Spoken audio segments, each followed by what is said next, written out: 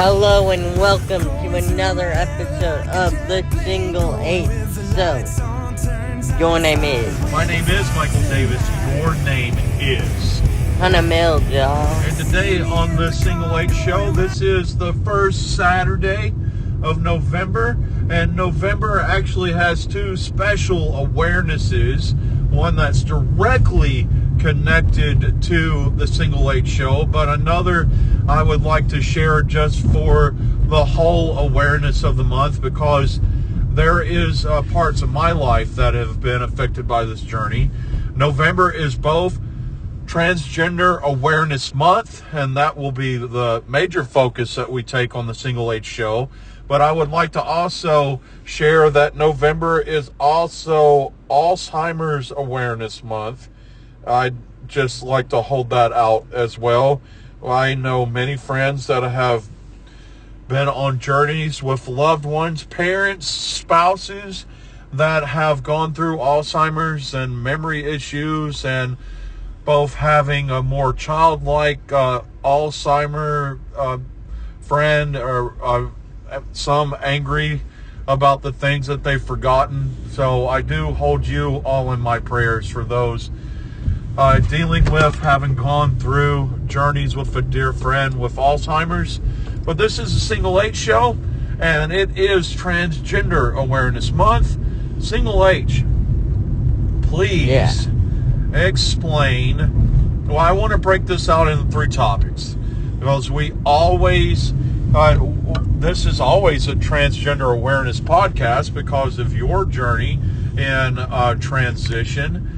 I would like to begin with you sharing for a dear friend in the world who does not know how to express feelings that they are feeling. They may feel that they are on a transgender journey. I need you to first begin to share with these dear friends, how do you come out to yourself? How do you process these feelings so that you're okay with them? I'm gonna put it this way. It is always going to be ongoing. You will always find something new about yourself that you will have to eventually accept. It is all the same thing that's in a different capacity that leads out the same thing of you having to, if you want to, go through the process of telling someone. That all it truly is, but you first kind of need to go, okay, I am this. Okay, what steps can I do before to make me feel comfortable? Okay, and what were some of those steps? What did you do for you? Now, I admittedly, everyone's journey is different. No one experiences any life journey in the same manner or path, but just as an example, what was your path? I think for me, it's first of all, kind of finding that friend group.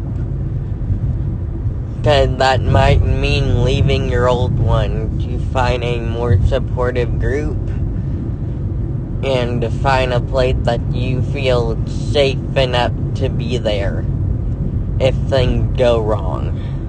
And if you start hanging around a certain collection of dear friends, that doesn't say immediately that you're on any specific life journey, acknowledgement journey. It just says you're a good person, right? Yeah. So you don't, if you find yourself wanting to be drawn towards a specific collection of friends to learn more about something that you're struggling with, you really don't have to be in that place of acceptance yet. You can just be a good person wanting to be around a new group of friends. Yeah. And you're that. First of all, we find a safe space. Especially in this day and age, you need to find a safe place. For if everything goes wrong, you can go and you can talk. Because that's what friends are for. It's there to talk out your feelings with someone at your level to figure out a problem together and work through it and figure it out. And the odds of with a lot of us, you've had these feelings for a while. If you want a label, find a label that makes you feel comfortable. If you don't want a label, you need them.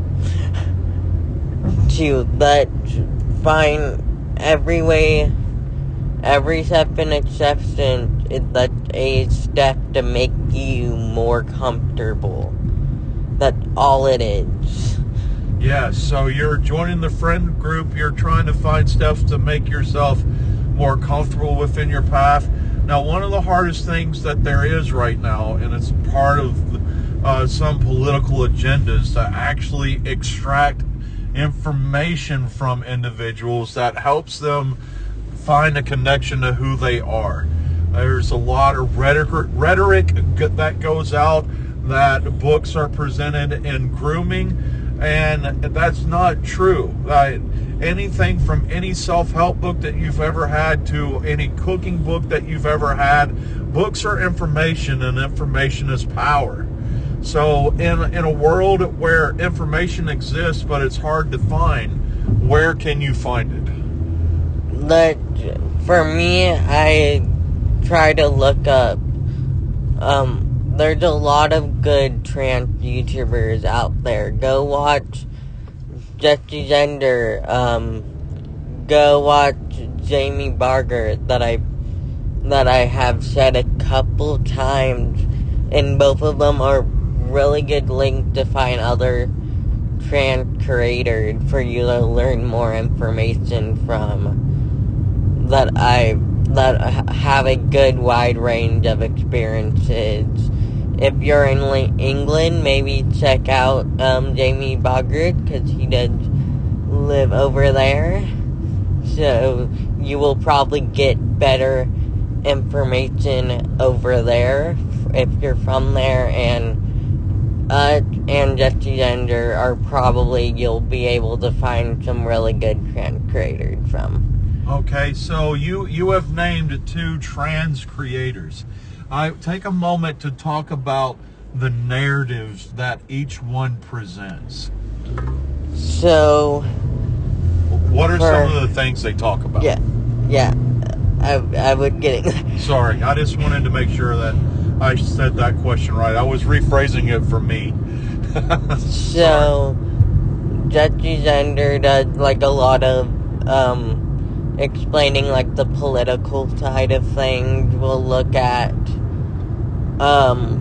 projects that will have queer characters in them, or at least very heavily coded within the community, and films that are anti-films, and will break them down how they are wrong. And she will do a lot of good, like, Marvel reviews and stuff, as Jamie kind of does. Like, if you know Reddit, do, like, look at, are the straights okay? Are the homophobes okay? Are the TERFs okay? And look at those things and break them down how they're wrong, how the memes that they're trying to put out are wrong, and will bring in stuff that affects England a bit. Yes. So in your explanations, you use 2 words that I would like for you to explain. One is coding and the other is TERFs. Can you explain those words, please? So, TERFs are gender radical feminists that basically, they believe what's in your pants are what they are, and they cover it over feminism. Alright, so gender radical feminist means there are guys that wants to be girls to steal girls' rights. No. Okay, explain. It is most of the time women that are saying that they're acting like feminists, but they're truly like going after the trans community. Okay. So like J.K. Rowling would be described as a church. So the only... Alright, so I'm going to ask you the same question again, but I'm going to rephrase it. Yeah. So they feel that the only people that deserve feminine rights are people that were born assigned female at birth. Specifically, women who still fully identify as a woman from birth. Okay. Specifically cishet women. Okay. And like, they wouldn't try to protect a trans man, right? They would not try to do that. Okay. Because if they did that, it would wreck their argument. So would they defend a trans female's rights? No. Okay. That's why they're gender critical feminine, because they more focus on what's in your pants. So I want to say a word again that you just said, realizing it, you just explained it, but I want to make sure people heard it, and I want to make sure I heard it right. Yeah. Gender critical feminist. Yeah. Okay. So explain coding. So coding is most of the time what queer people still have to do to figure out characters. What characters align with the trans experience or the gay experience, or like that being a part of the community at all. Like, they did it pretty good with Ren during the latest Spider-Verse film. It was never said out loud, yet she did have a Trans Lives Matter flag, but they did it through lighting most of the time. Yeah. In the pages, there was a lot of reusing the trans colors, reusing the flag colors a good couple times in her scenes to go, oh, they're trying to code the character into doing it. So coding is presenting someone as LGBTQIA+, but not saying it. Yeah. Okay. It's kind of like what they had to do in the 1950s in comics. They would have to hide those characters, but still make sure the people who needed to see them could. So they basically could cover it with a hetero cis-het lens. I understand. That you could look through it. That's why people... It's good not seeing... You can see Gwen Stacy's in those movies as not trans, and that's still a perfectly valid reason. Still a perfectly valid view of the character. But also seeing her or seeing Peter as trans in those movies are also perfectly valid views of that character. Yeah. And when you say Peter, you're talking about Peter Parker? Yeah. Okay. Because in that movie, Gwen had a Peter that people think that Peter is a trans man, and I kind of agree with how falling over himself is. In that person's, in that Gwen's universe. Yeah. Yeah. Okay. So, you are using a lot of really big words. Yeah, I don't know how to use tiny words. Well, the problem. No, it's okay. And thank you for going back and defining them. So where did you learn those words? Is it through the YouTubers or from other sources? YouTube, and coding been around for a while. Changing the meaning of it slightly to fit, like, the more internet style of character coding. Yeah. Yeah, but if you're on YouTube, and if you're anywhere in the trans space on YouTube, you know what a turf is. Yeah, because it's discussed so frequently and defined so much in the discussion. Yep. You know. Yep. Which shows that I have not been on that educational journey and would very much like to, because you don't have to see something within yourself to learn about another person's life journey. You can just want to learn so that you can understand other people better, right? Yes. Yes. So we talked about your friend groups. We talked about educational places. Let's talk about one more educational place. Let's talk about LGBTQ resource centers. Yeah, go to Trans Family Support Services.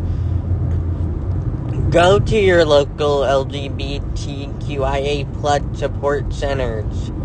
They are probably going to be more than willing to help if you need anything. They're probably going to even have a wonderful way for you to get housing. And make sure that you have a house. So within that too, many areas have LGBTQIA plus resource providers, but they may not be so visible. One, because that you live in a red state, or two, because you exist in a red pocket. Yeah. So for those of you that don't know what a red pocket is highly conservative areas that exist within blue states. So a red pocket would be where that I serve currently at my worship center. Red pocket is actually where we live. So, but there are resources that exist in those places, and they may not be able to be as visible. Do you know how to find those places if they're not as visible? You can look up, use your tool, look up on the interwebs, local LGBTQIA plus support center near me, or like in my area, in the country, that are widespread support centers for you to get help. Yes, because no matter how harmful the internet can be about some things, there is a vast refuge of information that exists on the internet that is actually helpful and can get you to the places that can become caring for you. Yeah, but don't look on X. X is probably a space you don't want to go if you're looking for things. Well, X still has some advocates that have not abandoned the service yet. Yeah. I being one of those people. Everybody, I have been asked recently, why do I still post on X? And my response to that is as follows. I cannot allow there to be a place where only one opinion is presented, because that's toxic. And I have to disrupt that place so that other opinions are visible, so that people cannot just fuel themselves, but they're forced to see and hear the opinions of other people. Yeah. Yeah. So what are other ways that people do that? Not just going on X and doing it. What are other ways that people go into areas and, I'm going to say force a narrative that people may not want to hear, so that they have to hear it? But go out in the world and exist. Go out in the world and live. Yep. Because, to be honest, you probably have a folder, or some good article that you can quote from pretty much directly when those arguments happen that break them apart. Yeah. So if you allow yourself to grow, go out and represent that growth. Yep. And there's ways that I do that. I go out to school boards. I address LGBTQIA plus information within my sermons that I give. At the conclusion of this podcast today, I will add on a snippet at my last presentation at the school board that's in the area where our worship center is. It's okay to step out and to be that voice for other people to hear it. Yes. Yeah.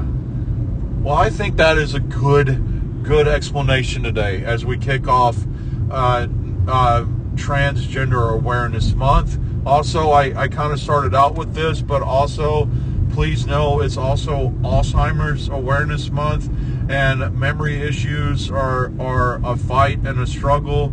If you have family members that are dealing with memory issues, I am here for you, and I know that struggle is hard. And just please know that you are loved as you try to love for these dear friends. And as we all love together, as we work for what's best for our transgendered siblings. There you go. Your name is? My name is Michael Davis. Your name is? Hunter Mill-Jall, and y'all remember to vote. Vote, vote, vote, vote, vote. Thank you.